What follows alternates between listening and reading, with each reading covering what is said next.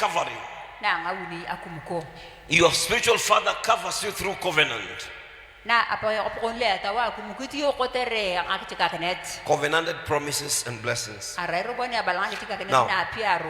listen to me. I want you to listen to me and listen to me very well.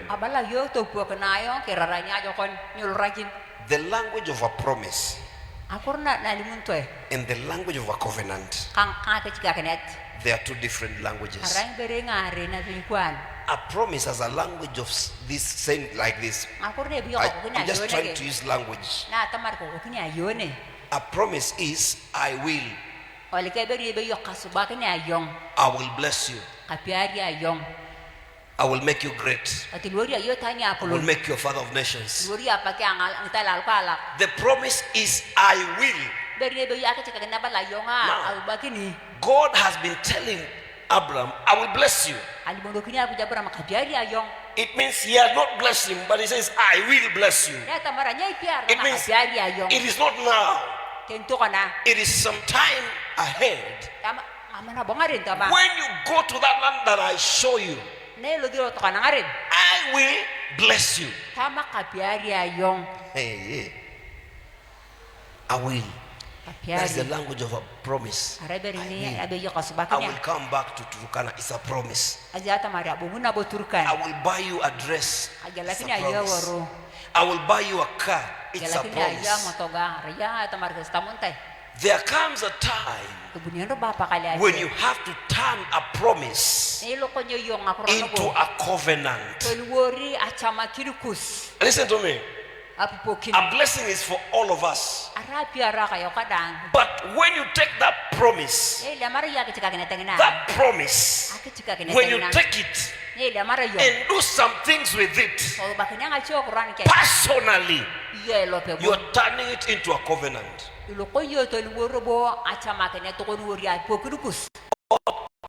Was hearing Abraham telling him every now and then, what will I do with all these things? You have not given me a son. You said you will. You said. So one time, God tells Abraham, prepare something. Ambia mwenzako prepare something. Prepare something. He was told what to prepare. And that day the Lord came down. You understand? And that day when the Lord consumed the sacrifice, he did not say that I will. He said, this land that you're standing on, I have. Not I will.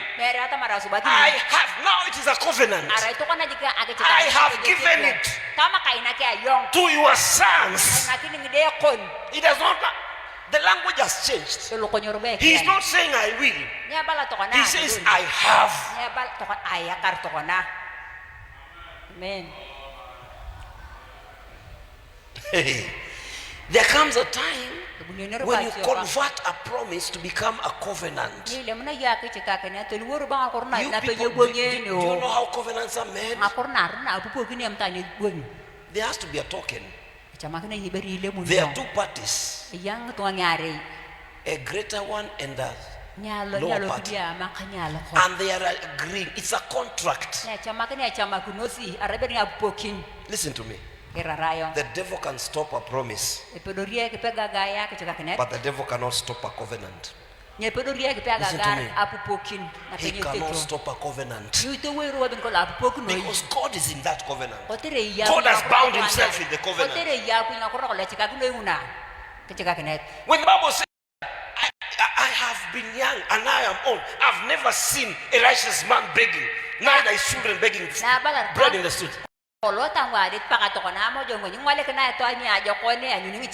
the Bible says that the Lord shall send his angels to encamp around us and protect us, those are promises and they are for everyone. But you have to make it your own. Take one and convert it into a covenant. Come with a token on the altar. and tell God, this is your promise, this is my token, I'm binding myself with you in this promise. Amen. Now from that point, when Abraham ate, when Abraham fed the visitors, they made a covenant. And the Lord said, not I will. He said, next year, at a time like this, Sarah shall bear a child. Not a promise anymore. It is now a confirmation. It's a covenant.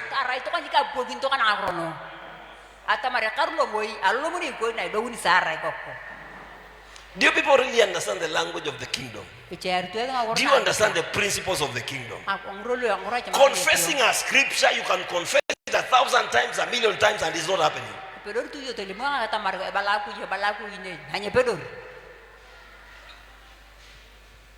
You have to do something.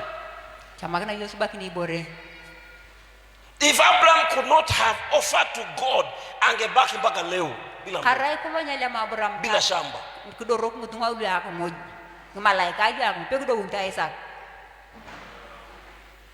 understand the difference between a promise